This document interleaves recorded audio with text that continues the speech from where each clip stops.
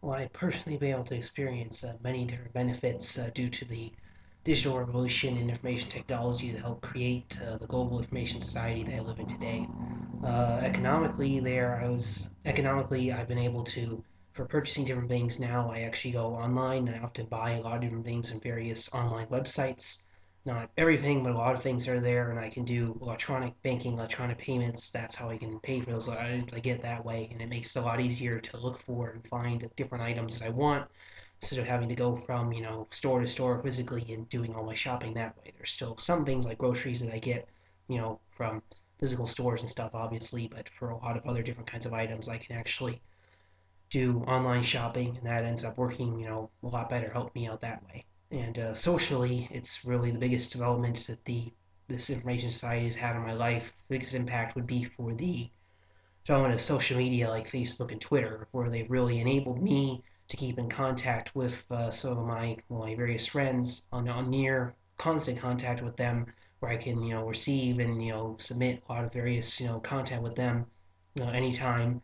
And the amazing thing is that I haven't really seen any of them for a number of years, and that they're also located thousands of miles away from me on completely different continents. So with the social media devices, none of that really matters. I'm able to connect with them, and I can contact them almost in real time and share a lot of things with them almost instantly, despite the fact that we're thousands of miles away from each other. If you had without the social media platforms being there, I wouldn't really be able to do this at all, where it would be through extremely slow and difficult to have methods of keeping in touch that would really not really work that well. So it's pretty amazing when you consider that impact on my life. There has been pretty significant.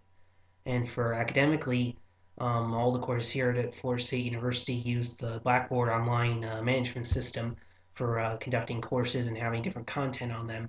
And it can vary between how much each course varies and the amount of content they put on Blackboard, where some of them have a lot and others don't have very much. And a couple of courses had it where they let the use of Facebook and Twitter to for their course actually occur. So there's a course page on Facebook for this particular information science course at Florida State University. So it was pretty cool to see that in action, because you have where the students communicate with each other, and they can also communicate directly with the professor via Facebook. So the professor can answer any questions or concerns instantly through that means, instead of having to send an email or meet the professor during office hours. So it's pretty cool to see that happen for that course and a couple of the others that would actually use Facebook or Twitter for that. And they would also have students submit some assignments on Facebook or Twitter and let the rest of the class see it and comment on their assignments and stuff that way. So that was a pretty cool thing to see those courses actually use those social media tools in that manner.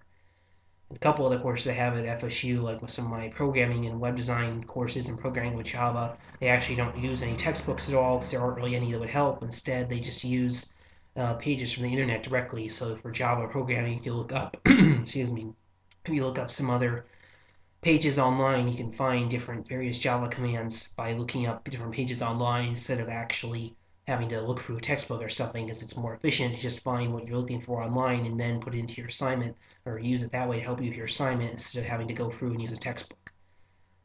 So that's how that one has benefited me as a whole, for society, global society as a whole. I think for the development of this, future global information society through like digital revolution, I think overall it's going to be a real positive thing for society as a whole. Where really, the people around the world should, in theory, be able to enjoy some of the same benefits that I've enjoyed from the development of this society, where they should be able to really communicate with each other a lot more easily, know about all this various relevant information in real time. They should be able to, conduct a lot of economic transactions a lot more quickly and easily with each other, find what information or products they're looking for a lot more easily. So, and other various things. So overall, in theory, it should be where everyone should have the same kind of benefits from in a global information society and should be able to benefit in the same way. But in practice, though, there's still going to be this digital divide of where, first off, it's where they'll vary between different areas of the world. There will be a differing access to different kinds of products or services there with the IT services and stuff. So it won't be all the same, with the same technologies being everywhere. It'll be different on each area. So some people have certain advantages in speed or being able to access certain technologies, while other areas of the world won't. So, for instance, in developed countries, there that we have like the 3G network and various wireless networks, so people can have all kinds of other data like video streaming and all this stuff to their mobile phones. While in developing countries, many of them still have 2G or even older cell phone networks, where even though a lot of people now have cell phones, they're not doing all this video streaming and advanced um, data using activities where it uses up a lot of the data they're having, where they're just using their phones to talk to each other that way to conduct various get information from each other, just by talking to each other. That's all they're doing it for. So that's already a huge example of digital divide difference.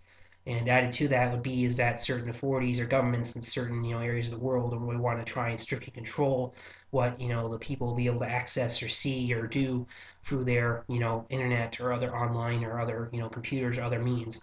So that'll be another way in how this development of this so-called global information society won't really be equal per se in practice at all across the world, because different governments will try and restrict different things they can.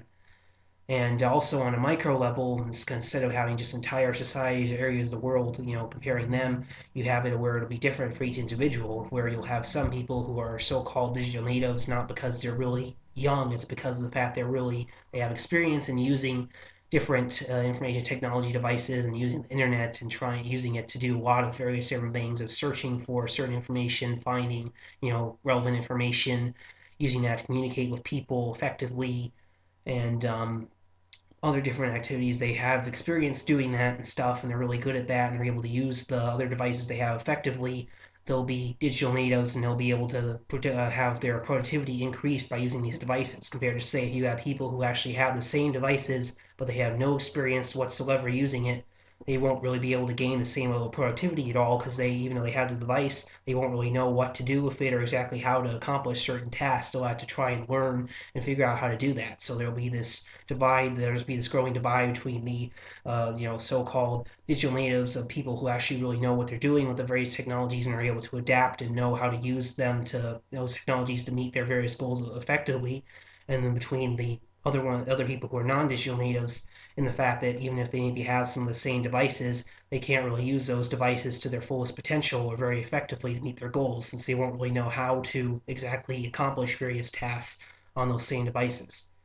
So, therefore, for my conclusion is that for this global information society, it's a positive thing for society as a whole. They can gain a lot of economic, political, social, and cultural benefits by having the society expand and having more and more people able to use that with their digital devices, and with the development of the Web 3.0 and augmented reality and all those associated technologies.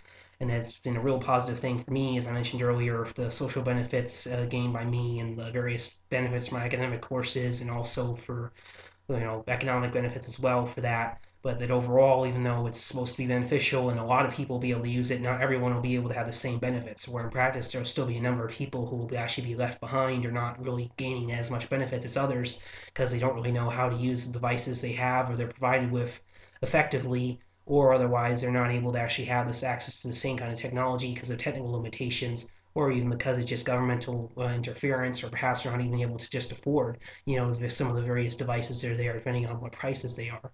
So overall, it would be a positive thing for society as a whole, but there's still going to be in practice a big digital divide being present, um, with the development of this global information society. So while a lot of people will be able to benefit, not everyone's going to have the same benefits. It's going to be different for every single person and different for different areas of the world.